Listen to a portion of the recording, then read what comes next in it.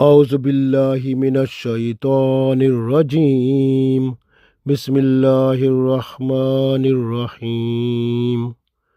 يستفتونك قل الله يفتيكم في الكلالة إن امرؤ هلك ليس له ولد وله أخت فلها نصف ما ترك وهو يرثها إن لم يكن لها ولد فإن كانت اثنتين فلهما الثلثان مما ترك وإن كانوا إخوة رجالا ونساء فللذكر مثل حظ الأنثيين يبين الله لكم أن تضلوا والله بكل شيء عليم. عزیز دوستو، السلام علیکم ورحمۃ اللہ وبرکاتہ. سورہ نساء آیت نمبر 176 یعنی آخری آیت تلاوت کی ہے. اس آیت میں اللہ تعالیٰ کلالہ کے بارے میں حکم فرماتے ہیں. کلالہ اس مرد یا عورت کو کہتے ہیں جس کی نہ کوئی اولاد ہو اور نہ ماں باپ، یعنی آبا کی جانب سے کوئی رشتہ دار موجود نہ ہو اور یہ بندہ فوت ہو جائے تو کلالہ کی صورتیں دو ہوتی ہیں، یعنی عورت ہو جو فوت ہو جائے اور اس کا خامد موجود نہ ہو، یا مرد ہو اس کی بیوی موجود نہ ہو، یا دوسری صورت عورت ہو اس کا خامد موجود ہو اور مرد ہو اس کی بیوی موجود ہو. تو یہ کلالہ کی صورتیں ہوتی ہیں. تو پڑھتے ہیں، پھر اس کے بارے میں بات کرتے ہیں. تو اس آیت میں ارشاد ہوا یستفتونکا. یستفتونکا مطلب ہے لوگ آپ سے فتویٰ چاہتے ہیں، یعنی لوگ آپ سے رولنگ چاہتے ہیں، یعنی حکم چاہتے ہیں. کس کے بارے میں؟ اسی کلالہ کے بارے میں. اصل میں اس طرح تھا کہ حضرت جابر رضی اللہ تعالیٰ عنہ بیمار تھے اور رسول اللہ صلی اللہ علیہ وسلم ان کی تیمار داری کے لیے تشریف لے گئے، اور جب آپ صلی اللہ علیہ وسلم وہاں پہنچے تو حضرت جابر رضی اللہ تعالیٰ عنہ جو تھے وہ بے ہوش تھے.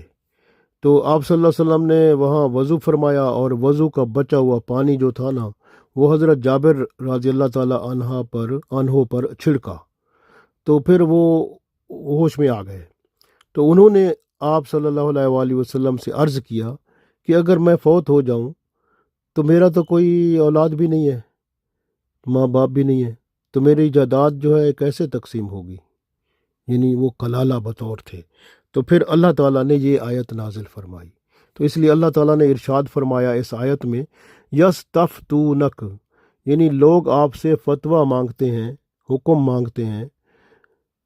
قل اللہ، قل فرما دیں، اللہ یفتیکم کہ اللہ تمہیں فتویٰ دیتا ہے، فی الکلالہ اس کلالہ کے بارے میں حکم فرماتا ہے. ان امرؤ یعنی اگر کوئی مرد ہلاکا مر جائے، یعنی اگر کوئی مرد مر جائے، لیسا لہو ولدن اس کی اولاد نہ ہو، لہو اختن اور اس کی ایک بہن ہو، فلہا نصف ما ترک تو ترکے میں سے اس کو آدھا ملے گا. وہو یارثھا اور اگر کلالہ عورت ہو، ان لم یکن لہا ولد اور اس کی کوئی اولاد نہ ہو، تو پھر وہ جو مرد ہوگا نا وہ سارا اس کو ترکہ اس کو مل جائے گا، اس کے بھائی کو. فَإِنْ كَانَتْ اثْنَتَيْنِ پھر اگر ہوں دو بہنیں، فَلَهُمَا الثُّلُثَانِ مِمَّا تَرَک تو ان کو ترکے میں سے 2/3 ملے گا. وَإِنْ كَانُوا اور اگر ہوں اخوتن بھائی ہوں، رجالن یعنی مرد، ونساء اور عورتیں ہوں، یعنی بھائی ہوں مرد ہوں زیادہ ہوں، یعنی کہ بھائی بھی ہوں مرد عورتیں بھی ہوں. وَلِلذَّكَرِ مِثْلُ حظ الانثیین، تو مرد کے لیے حصہ دو عورتوں کے برابر ملے گا۔ یبین اللہ، اللہ تعالیٰ بیان کرتا ہے، لکم تمہارے لیے، ان تدلو تاکہ تم بھٹک نہ جاؤ، واللہ بکل شیء علیم، اور اللہ تعالیٰ ہر چیز کے بارے میں جانتا ہے۔ تو گویا اس آیت میں ارشاد باری تعالیٰ ہو گیا کہ یستفتونک قل اللہ یفتیکم فی الکلالہ ان امرؤ ہلک لیس لہ ولد ولہ اخت فلہا نصف ما ترک وہو یرثها ان لم یکن لها ولد فإن كانت اثنتین فلہما الثلثان مما ترک وإن كانوا إخوة رجالا ونساء فللذكر مثل حظ الأنثيين یبین اللہ لکم ان تدلوا واللہ بکل شیء علیم۔ تو اللہ تعالیٰ نے ارشاد فرمایا کہ لوگ آپ صلی اللہ علیہ وسلم سے فتویٰ مانگتے ہیں، آپ صلی اللہ علیہ وسلم فرما دیں کہ اللہ تعالیٰ کلالہ کے بارے میں فتویٰ دیتا ہے کہ اگر کوئی مرد فوت ہو جائے، اس کی کوئی اولاد نہ ہو اور اس کی ایک بہن ہو تو اسے ترکے کا نصف ملے گا۔ اگر کلالہ عورت ہو اور اس کی اولاد نہ ہو تو بھائی کو اس کا پورا ترکہ ملے گا۔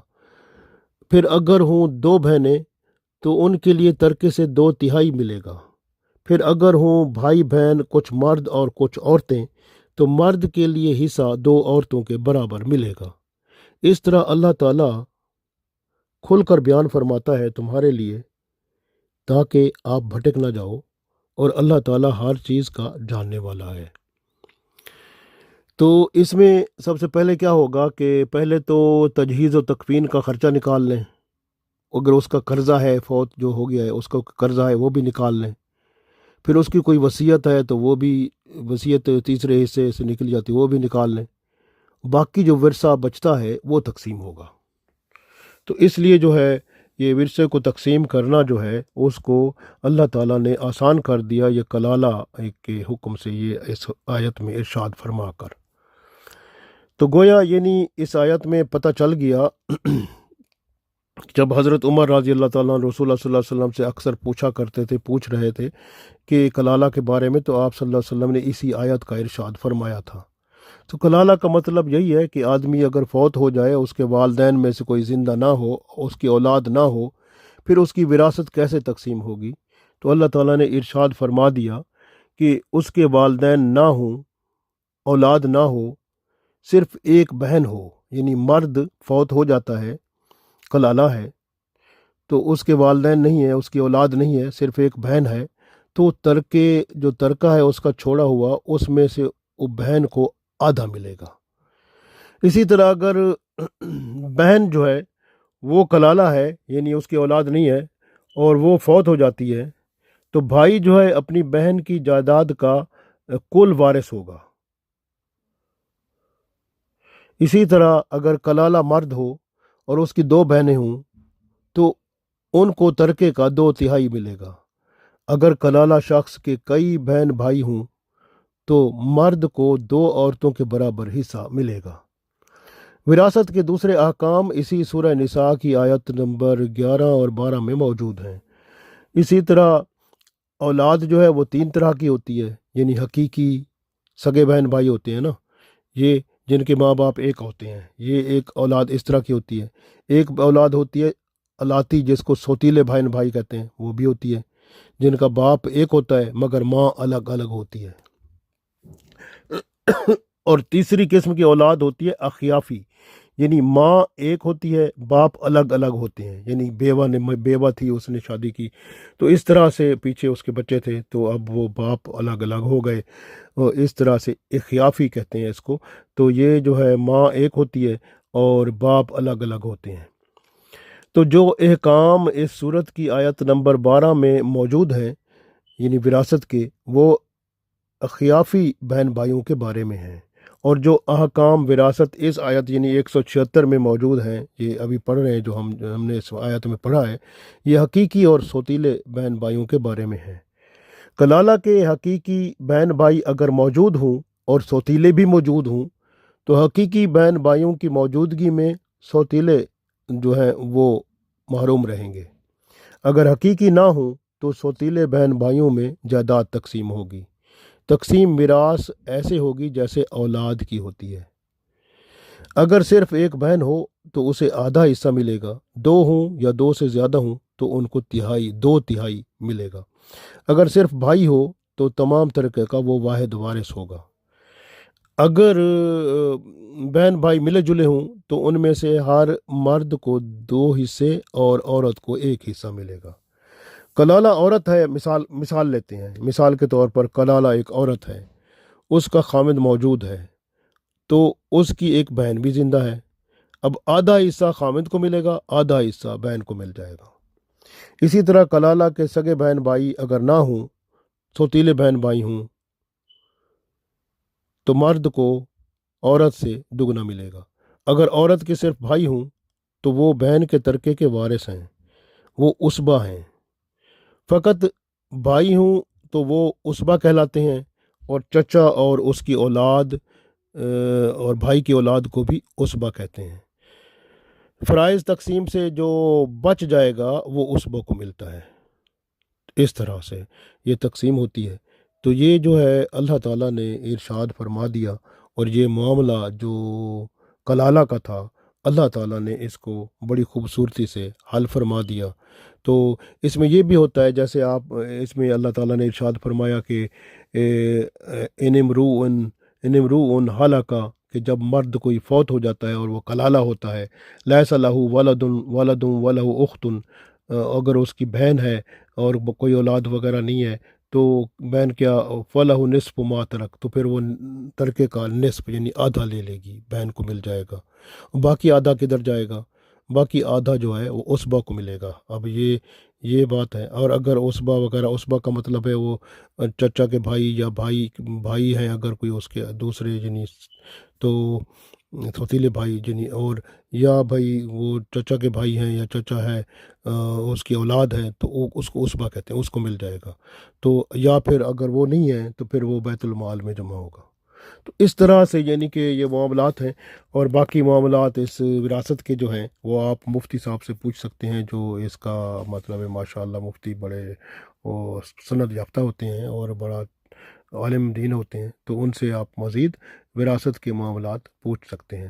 تو اس طرح سے اللہ تعالیٰ نے یہ وراثت کا مسئلہ جو تھا کلالہ کا، یہ بڑی خوبصورتی سے حل فرما دیا، اور تاکہ امت میں پرابلم نہ رہے اور سب لوگوں کو اللہ کا حکم معلوم ہو جائے کہ اللہ کیا چاہتا ہے۔ تو یہ جب معلوم ہو جاتا ہے تو پھر الحمدللہ آسانی ہو جاتی ہے۔ تو اللہ تعالیٰ نے کرم فرمایا، آپ صلی اللہ علیہ وآلہ وسلم کو یہ حکم فرما کر ہمارے لیے یہ آسانی فرما دی، وراثت کے معاملات حل فرما دیے۔ اللہ تعالیٰ ہمیں وراثت کے معاملات کو جس طرح اللہ اور اس کے رسول صلی اللہ علیہ وسلم نے ارشاد فرمائے ہیں اسی طرح ان کو پورا کرا کے ہمیں دنیا اور آخرت میں کامیاب و کامران فرمائے، آمین۔